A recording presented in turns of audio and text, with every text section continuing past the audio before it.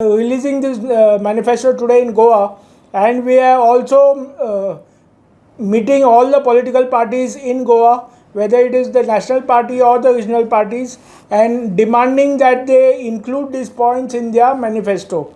Because the UN Convention of 2008 and the IPWD Act, that's the Rights of Persons with Disability Act 2016, has already now completed 7 years, and lots more has to be done for the inclusion of persons with disability in society.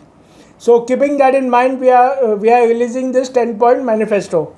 The first one is that we want a 5% budget allocation at the center and at the state level for persons with disability.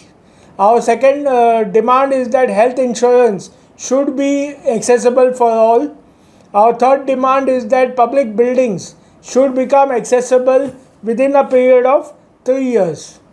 Where fourth point, social security is concerned, we want one nation, one pension of 5,000 rupees per month for every disabled person.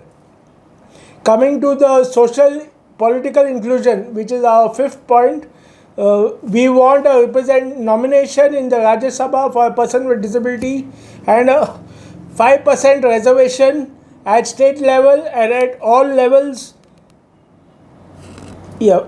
5% reservation at the state level, the Legislative Assembly, as well as at the Panchayat. So we have written to the State Disability Commissioner asking him to take strict action against the officials concerned for building infrastructure which is not accessible for persons with disabilities.